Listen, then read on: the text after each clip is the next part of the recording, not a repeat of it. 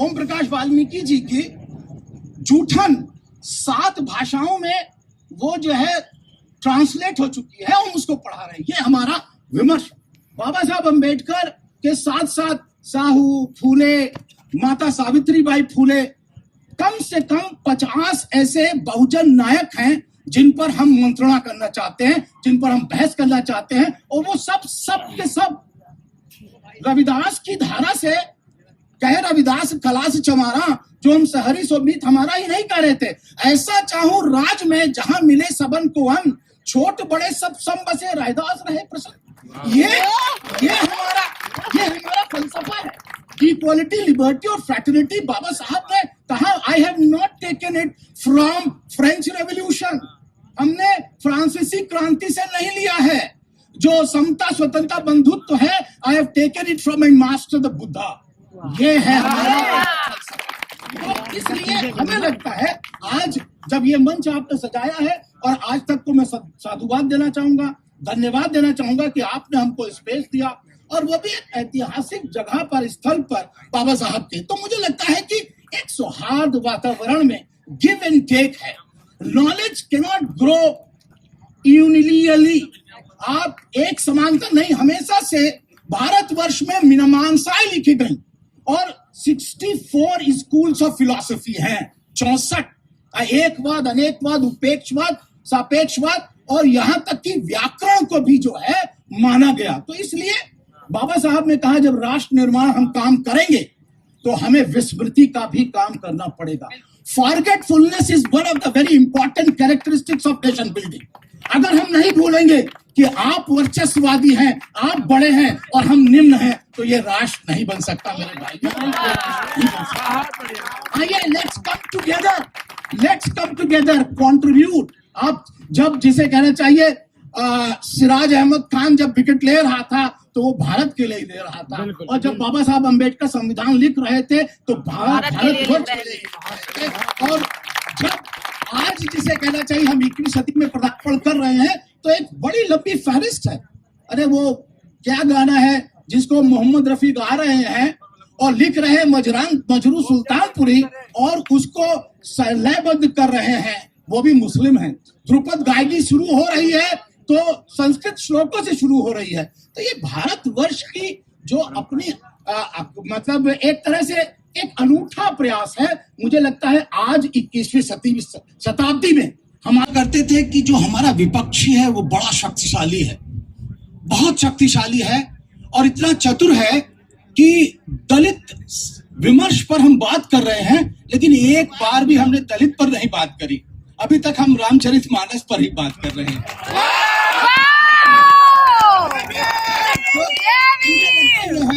मुझे लगता है कि आजकल हमारे प्रधानमंत्री जी भी कहते हैं कि गिलास कोई आधा खाली कहता है, कोई आधा भरा कहता है, लेकिन कोई ये कहता है कि गिलास जो आधा खाली है वो हवा से भरा है।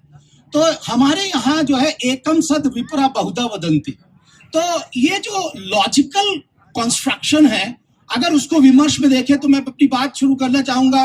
बाबा साहब ने कहा, when they wanted a Veda, they called for a Vedivyas who was not a caste Hindu. When they wanted a epic, they called for Valmiki who was untouchable. And when they wanted a constitution, they called for me. तो ये बताइए, ये जो विमर्श है, इसमें हम आज 21वीं सदी में, और मैं इसीलिए ये लाया था एजेंडा, दलित एजेंडा 2050। मैं ये कह रहा हूं कि हम समाज की सकारात्मक छवि को स्थापित करना चाहते हैं। हमारे समाज में जैसे बाबा साहब ने जो संविधान लिखा, 7,635 अमेंडमेंट आए उसको, और सबको पढ़ा, 5,132 को उन्होंने खारिज किया, और तब कहीं जाके 395 अनुच्छेद वाला हमारा संविधान बना। आज हम यहाँ पर जो बैठे हुए हैं, क्या बाबा साहब अम्बेडकर के द्वारा भारत के संविधान के साथ राष्ट्र निर्माण में जो भूमिका निभाई है, क्या उस पर विमर्श कर सकते हैं? और यही नहीं है, कोलंबिया विश्वविद्यालय में बाबा साहब की बस्ट या के मूर्ति लग गई, उधर कोयसाना यूनिवर्सिटी में लग गई, लंदन स्कूल ऑफ इकोनॉमिक्स में लगी हुई थी, आप चले जाए सैमुअल फ्रेजर में लग गई, टोरंटो यूनिवर्सिटी में लग गई, ऑस्ट्रेलिया कैनबरा यूनिवर्सिटी में लग गई है मूर्ति। ये है बाबा साहब का विमर्श।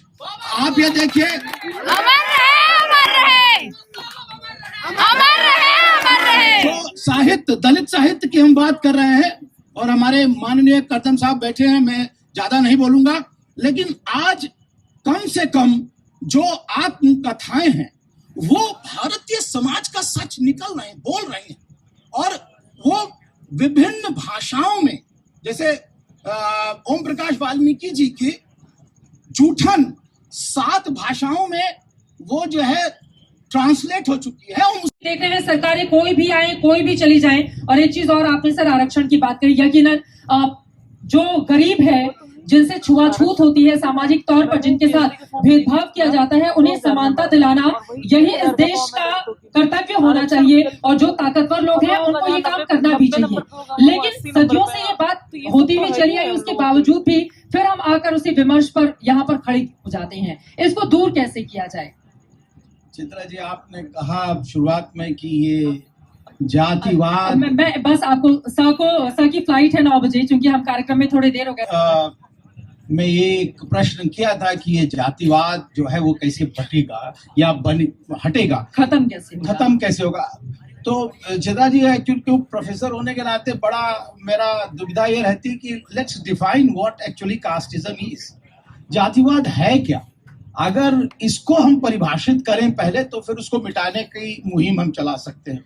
जहां तक एक समाजशास्त्री होने के नाते मेरा अध्ययन है, तो जातिवाद एक प्रक्रिया है जिसमें सत्ता में आसीन लोग, संसाधन में आसीन लोग, शिक्षा में आसीन लोग एन केन प्रकारेण उन व्यक्तियों को दीगर रखते हैं जिनके पास ये सब नहीं है। वो है जातिवाद। लेकिन हो क्या रहा है कि जब समाज में वंचित समाज के लोग, अर्थव्यवस्था से यहां तक कि शिक्षा से, संसाधन से जो वंचित लोग हैं, जब वो इकट्ठा होते हैं और एक सामाजिक या राजनीतिक दल बनाते हैं, तो उसको हम लोग जातिवाद कहते हैं। वो मेरे लिए that is not casteism, that is caste assertion. और मेरे लिए जो असर्शन है वो एक बड़ा पॉजिटिव टर्म है, क्योंकि हम समाज में जो हमारा संविधान है उसमें प्रदत्त हमारे सभी प्रकार के जो अधिकार हैं, उन अधिकार को लेने के लिए हम वंचितों से कह रहे हैं, हम वंचित आ जाओ, सब एक हो जाओ, और हमारे लिए जो संविधान में प्रदत्त अधिकार है उसे हम लेना चाहते हैं। तो वो जातिवाद मेरे लिए नहीं है, वो असर्शन है। अब मैं आता हूं कि ये जातिवाद हटेगा कैसे। तो अब तो 75 साल हो गए, हम लोग तो अमृतकाल बना रहे हैं अपनी उसका। तो आप देखिए, समाज में 7 सत्ता की संस्थाएं होती है। ज्यादातर अगर आप देखेंगे हर समाज में 7 सत्ता की संस्थाएं होती हैं। हम judiciary, polity, bureaucracy, university, industry, civil society, और एक है आजकल मीडिया। आप ये देखिए कि इन 7 संस्थाओं, समाज में 7 सत्ता की संस्थाएं होती हैं। हम judiciary, polity, bureaucracy, university, industry, civil society, और एक है आजकल मीडिया। आप ये देखिए कि इन 7 संस्थाओं के अंदर समाज में जो लोग ज्यादा संख्या में हैं, वो वहां पर बिल्कुल नदारत है। वो लोग नॉट रिप्रेजेंटेड एट ऑल। जब तक वो रिप्रेजेंटेशन, और मैं इसको इसलिए कह रहा हूं, बाबा साहब कहा करते थे रिप्रेजेंटेशन नहीं, सेल्फ रिप्रेजेंटेशन, स्व प्रतिनिधित्व। ये हम लोग कहते हैं कि जलेबी की रखवाली बिल्ली नहीं करेगी, तो चट कर जाएगी। तो ये जो है, जब तक इन सत्ता की संस्थाओं में समाज के जो लोग बैठे हुए ज्यादा हैं, उनकी जनसंख्या के अनुपात में उनका प्रतिनिधित्व नहीं होता, तब तक ये जातिवाद नहीं मिटेगा। और ये सशक्त बातों पर मुझे लग रहा है कि दो चार लाइनें मैं जल्दी से बोल दूं, वरना कुछ गलतफहमी ना रह जाए। सब होता क्या है कि जब हम जातिवाद या इसकी बात करते हैं, अगर हो सकता है कि मैं यहाँ बैठी हूँ और मेरे टाइटल से कुछ निष्कर्ष निकाला जा रहा है, तो बस उन लोगों के लिए, क्योंकि कई बार कोई बातें होती हैं वो दूर तलक चली जाती हैं। बात बस इतनी सी है कि जब मैंने अपने करियर की शुरुआत न्यूज एंकर के तौर पर की थी तो मुझे 1 घंटे की न्यूज के 100 रुपए मिलते थे, और आज अच्छा नहीं लगेगा। थोड़ा सा साहित्य से विषयांतर होकर के अगर हम लोग आराम से ऐसे ये अराजकता नहीं यहाँ पर प्लीज। पॉलिटिकल अगर हम भी बात करें तो मुझे लगता है कि अगर आप सचमुच पर्सोनिफिकेशन पे बात करें तो you have come to your own example. वो मैं भी अपना एग्जाम्पल दे सकता हूँ कि मैं भी एक दुबियाने से छोटी जगह में उठा था। आप इस बड़े कुर्सी पर बैठे हुए हैं, नहीं बताएंगे कि आप किस कमजोर हिस्से से आए और आप यहाँ तक पहुँचे। नहीं, हमारी तो अस्मिता आपके टेलीविजन पर नीचे लिख के आती है दलित चिंतक। हमारी तो अस्मिता दलित चिंतक लिख करके आती है, लेकिन किसी ब्राह्मण चिंतक के नीचे ब्राह्मण नहीं लिखा होता। लेकिन लिख देंगे ब्राह्मण चिंतक, हम थोड़ी ना भेदभाव करते हैं। नहीं, लेकिन मैं नहीं कह रहा हूँ, जातिवाद को बढ़ावा देने की हमारे चैनल बहुजन दस्तक को लाइक, शेयर, सब्सक्राइब देखना मत भूलिएगा। जय भीम, जय भारत, जय संविधान, नमो बुद्धाय। धन्यवाद। चैनल आर्थिक समस्या से गुजर रहा है। अगर आप बहुजन समाज में बाबा साहेब अम्बेडकर और तथागत बुद्ध की विचारधारा को अधिक से अधिक लोगों तक पहुंचाना चाहते हैं तो हमें आर्थिक सहयोग प्रदान करें, ताकि हम अपने चैनल के माध्यम से देश विदेश में समता, बंधुता, एकता और संवैधानिक अधिकारों को ज्यादा से ज्यादा लोगों तक पहुंचा सकें। आप अपनी सहायता राशि नीचे लिखे खाते में जमा करा सकते हैं।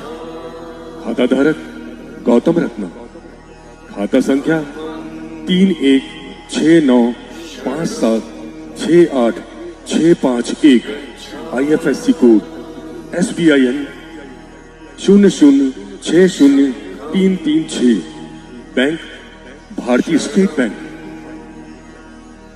आप हमारे बैंक खाते का विवरण स्क्रीन पर भी देख सकते हैं। रोको मत हमें, टोको मत हमें, आगे बढ़ते जाना है। जय भीम का नारा लगाना है, जय भीम का नारा लगाना है। जय भीम, जय भीम। मैं गौतम रत्ना आपका बहुजन फिल्म प्रोडक्शन में स्वागत करता हूं, और आप हमारे प्रोडक्शन हाउस के अंदर अपना कैरियर बना सकते हैं as a film director, as a producer and actor and actress and editor and cinematographer also. अगर आपको फिल्म से रिलेटेड कुछ भी प्रोजेक्ट आपको बनवाना है तो हमारे पास में पूरा सेटअप है, जिसमें फिल्म कैमरा है, शूटिंग लाइट्स है और एडिटिंग है।